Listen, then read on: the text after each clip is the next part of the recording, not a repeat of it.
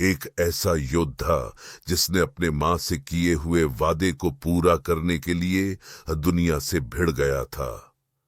सुनते हैं ऐसी वीर की कहानी।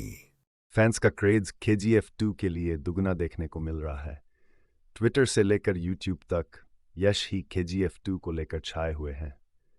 केजीएफ 2 की कहानी एक बार फिर आपको कोलार गोल्ड फील्ड्स ले जाएंगी।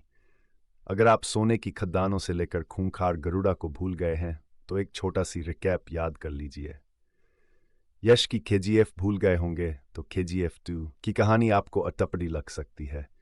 इसीलिए दैट छोटे पॉइंट्स में केजीएफ चैप्टर 1 की मुख्य बातों को याद कर लीजिए और फिर केजीएफ चैप्टर 2 का आनंद उठाएगा। 1 केजीएफ चैप्टर 1 की कहानी। केजीएफ कहानी की शुरुआत राष्ट्रपति भवन से होती है, जहां प्रधानमंत्री रमिका सेन देश के सबसे बड़े अपराधी के डेथ वारंट पर साइन करती हैं। वह सेना को भेजकर उसे खत्म करने के आदेश देती हैं। 2 सोने की खदान तक ऐसे जाती है। कहानी फिल्म का दूसरा सीन एक टीवी न्यूज चैनल की एडिटर दीपा हेगड़े से शुरू होता है। वह सरकार द्वारा लगाए गए प्रतिबंधित किताब के जरिए सच उजागर करती हैं। यही से केजीएफ चैप्टर 1 यानी कोलार गोल्ड फील्ड्स तक कहानी पहुंचती है। By Taboola sponsored links you may like insta personal loan offer Bajaj 3। ये था केजीएफ की फसाद की जड़ साल 1951, जब केजीएफ शहर से 8 किलोमीटर दूर कुएं की खुदाई से अद्भुत पत्थर मिलता है। जब इस बारे में सूर्यवर्धन को पता चलता है तो इसकी खबर को तुरंत दबा देता है। वह जांच के लिए आए सरकारी अफसरों को भी गोलियों से भून देता है और गोल्ड माइंस पर कब्जा कर लेता है। 4 लोगों का जबरन शोषण। सूर्यवर्धन ने नीचे 9 साल के लिए इसे लीज पर ले लिया। यहां से सोना निकालने के लिए गांव से लेकर लोगों को जबरन पकड़ कर लाता और माइनिंग करवाने लगा। जो उसके काम का ना होता सूर्यवर्धन उसे मार देता। उस रात 2 घटना घटी। जिस रात सूर्यवर्धन को सोने की खदान मिली, उसी रात रॉकी भाई का जन्म हुआ। रॉकी छोटी सी उम्र में अपनी मां को खो देता है और उसके साथ सिर्फ मां के आखिरी शब्द रह जाते हैं। मां ने कहा था, तू कैसे जिएगा मुझे नहीं पता, लेकिन तू दुनिया का सबसे शक्तिशाली और अमीर बनकर मरेगा।